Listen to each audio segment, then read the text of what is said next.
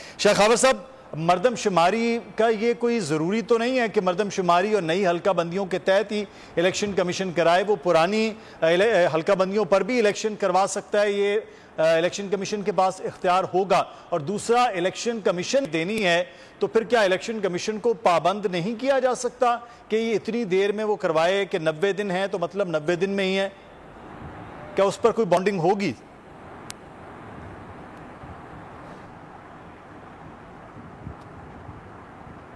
شاہ خاور صاحب، آپ سن سکتے، میں یہ جاننا چاہ رہا ہوں کہ الیکشن کمیشن کیا پابند نہیں ہوگا کہ 90 دن کا مطلب ہے کہ اگر تحلیل ہوتی ہیں تو 90 دن میں کروانا ہے، ڈیٹ اس نے اناؤنس کرنی ہے، یا اس کے پاس اب کوئی اختیار ہو سکتا ہے کہ وہ 90 دن سے تجاوز کر سکتا ہے کسی بھی طرح سے؟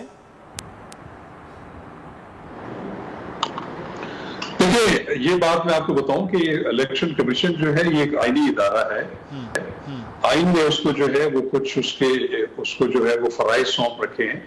اس میں ایسا نہیں ہے کہ الیکشن کمیشن بغیر کسی جواز کے جو آئین میں دی گئی ایک مدت ہے اس کو وہ آگے انحراف کر سکتا ہے، کہ ایسا بالکل بھی نہیں ہے۔ اب صرف دیکھنا یہ ہے کہ جو آرٹیکل جو ڈیل کرتا ہے قومی اسمبلی سے، شاید وہ آرٹیکل 41 ہے، اس میں یہ ہے کہ جو قومی اسمبلی کی جو نشستیں ہیں ان کا تعین جو ہے وہ آبادی کے تناسب سے کیا جائے گا، اور آبادی کا جو تناسب ہے وہ مردم شماری سے تعین ہوگا اس کا، اور اس میں یہ ہے کہ جو آخری جو رجسٹرڈ مردم شماری ہے، نوٹیفائیڈ، اس کے مطابق آئندہ الیکشن ہوتے ہیں۔ اب جو صورتحال پاکستان میں یہ ہے کہ جو 2018 کے الیکشن ہوئے تھے اس میں یہ اسی آئینی شک میں ایک ترمیم کی گئی تھی کہ جو 2018 کے الیکشنز ہیں، جنرل الیکشنز، وہ 2017 کی ان نوٹیفائیڈ جو مردم شماری ہے اس کے مطابق ہوں گے۔ تو اب دیکھنا یہ ہے کہ اس کے بعد تو مردم شماری ہوئی نہیں، مردم شماری تو ہوئی ہے ابھی حالیہ دنوں میں جو ہے وہ کمپلیٹ ہوئی ہے۔ اگر وہ مردم شماری نوٹیفائی ہو جاتی ہے، گورنمنٹ اس کو اگر نوٹیفائی کر دیتی ہے، پھر اسی آئینی شک میں یہ لازم ہے کہ پھر جو قومی اسمبلی کی نشستیں ہیں ان کی جو ہے وہ دوبارہ کمپوزیشن ہوگی اکارڈنگ ٹو دی سینسس، مردم شماری کے نتیجے میں۔ تو یہ ایک آئینی ریکوائرمنٹ ہے۔ ہاں، اگر تو اس کو اگر نوٹیفائی نہیں کیا جاتا ابھی جو موجودہ مردم شماری ہوئی ہے، تو پھر وہ جو جنرل الیکشنز ہیں وہ 2017 کی مردم شماری کے تحت ہی ہوں گے، یہی حلقے ہوں گے قومی اسمبلی کے بھی، صوبائی اسمبلی کے بھی۔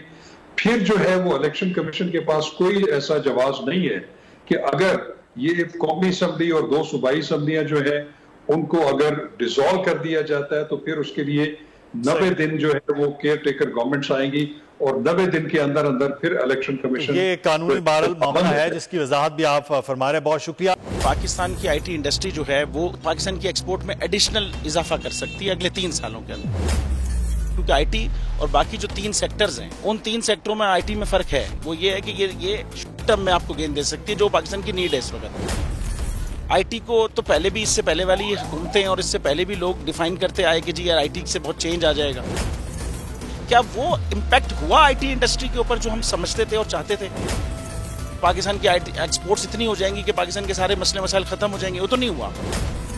آپ کی جو پالیسیز ہیں وہ کانفلکٹ ہو رہا ہے۔ کیا ہم نے ایسی پالیسیز رکھی ہوئی کہ گوگل مجبور ہو یہاں پہ آفس کھولنے میں؟ پالیسیز کے تحت کرنا ہوگا، وہ 2 سے 3 مہینے 4 مہینے میں خود بخود آفس اسٹارٹ کریں گے۔ جو آپ کے ملک کا آئی ٹی کا انٹرپرینور ہے $100 ملین تو وہ باہری اکاؤنٹ روک لیتا ہے۔ آپ اس کو موٹیویٹ کر کے اس کو پھر فوکس کریں، اس پہ انسینٹیو کریں، وہ آپ کو 100 آئے گا تو آپ کا 5 ٹائمز انکریز ہو جائے گی فوراً۔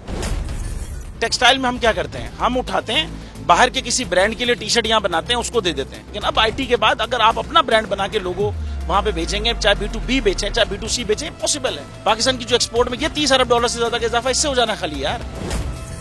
گورنمنٹ کے فنڈوں سے ادارے بنا کر اور ان کے تھرو کوئی ریولوشن آ جائے گا، سوال ہی نہیں ہے۔ آپ نے انتخاب صحیح کر لیا ہے، اب آگے چیز صحیح کرنی ہے، بس آپ صحیح ڈائریکشن میں صحیح چیز ہوگی انشاءاللہ۔ میں سمجھتا ہوں $50 ارب تک کی آئی ٹی ایکسپورٹ میں کنٹریبیوٹ کر سکتا ہے پاکستان۔